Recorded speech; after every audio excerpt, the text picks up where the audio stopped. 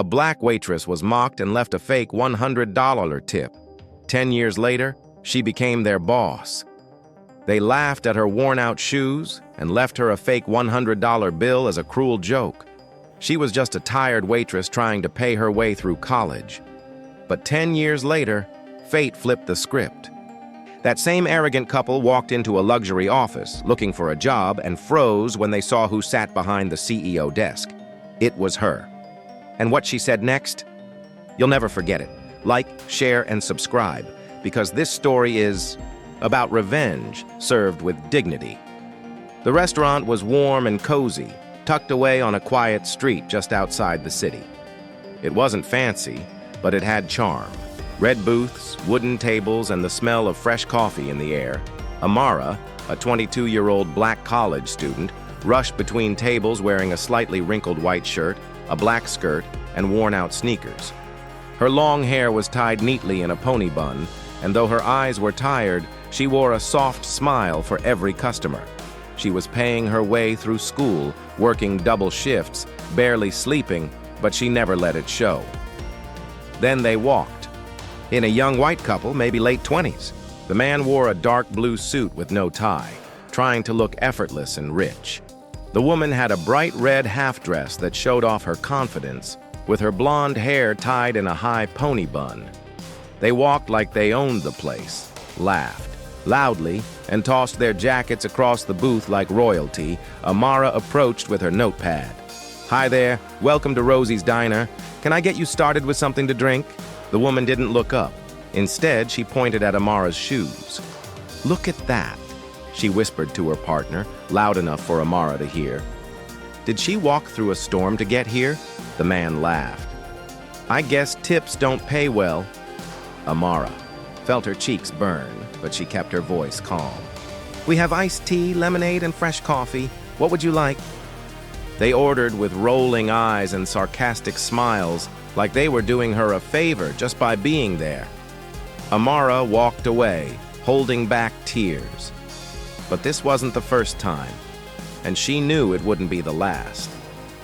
After their meal, the couple stood up, laughing again. The woman slid something under the receipt, a folded $100 bill. Amara's heart skipped. Maybe they weren't so bad after all? She picked up the bill. It felt thin. She unfolded it and saw the words. This is not real money. Better luck next. Time! It was fake. They were gone. But their laughter still echoed as the door swung closed. Amara stood frozen. A few other diners had seen it happen. One old man near the counter shook his head with sympathy, but no one said a word. That night, Amara sat alone in the break room, holding the fake bill in her hand. She could have cried, but instead she whispered to herself, one day, they'll remember me, and that day, I'll remember this.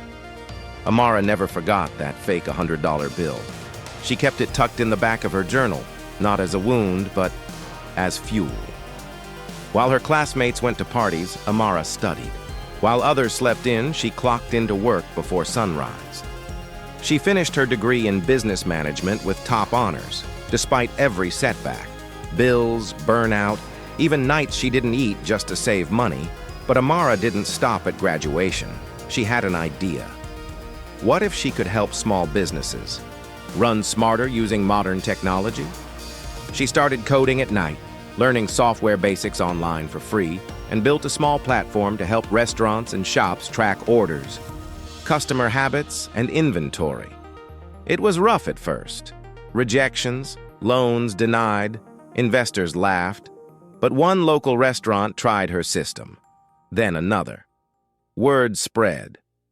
By age 30, Amara owned a company called Smart Tech, offering simple, smart tools for small businesses. She opened a sleek office downtown. Glass walls, silver letters, clean energy, quiet power. She became exactly what people said she could never be, a black woman CEO in a world that rarely made space for her. But the real twist was still waiting. It was a sunny Thursday when her assistant buzzed in. Amara, we have a walk-in couple hoping for a quick interview slot. They said they applied online. Should I send them away? Amara, who had just returned from a meeting, glanced at her calendar. Her day was already packed, but something in her gut told her to say yes. "Give them 5 minutes," she said calmly. She adjusted her blazer, sipped her tea, and turned her chair toward the door just as it opened.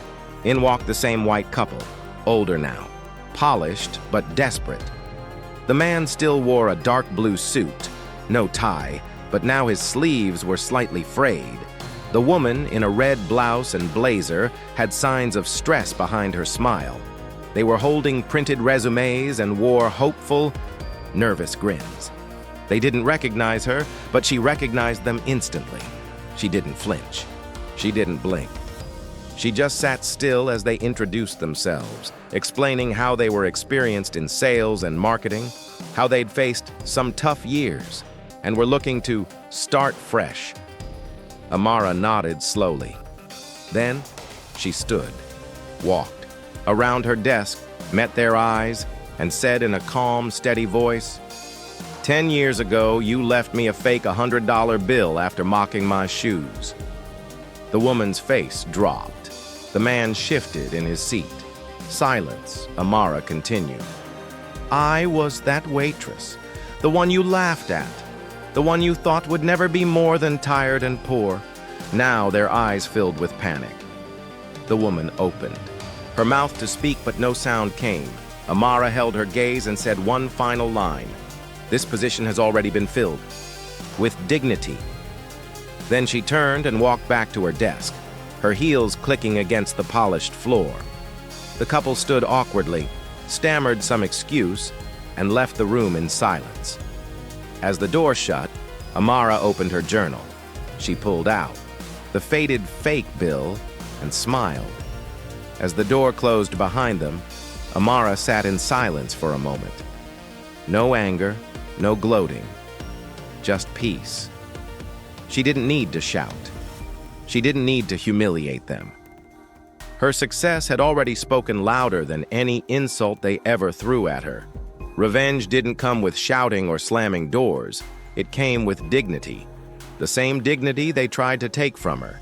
And now, she had given them something to remember forever. Later that day, Amara gathered her team and told them part of the story. Not the names, not the drama. Just this: people will doubt you. They'll mock you, but never let their cruelty decide your future. Let your work speak. Let your growth be your reply. That night, she tucked the fake $100 bill back into her journal, not as a scar, but as proof. Proof that even when life gives you nothing real, you can still build something powerful. She didn't get even. She got better. And that was the real revenge.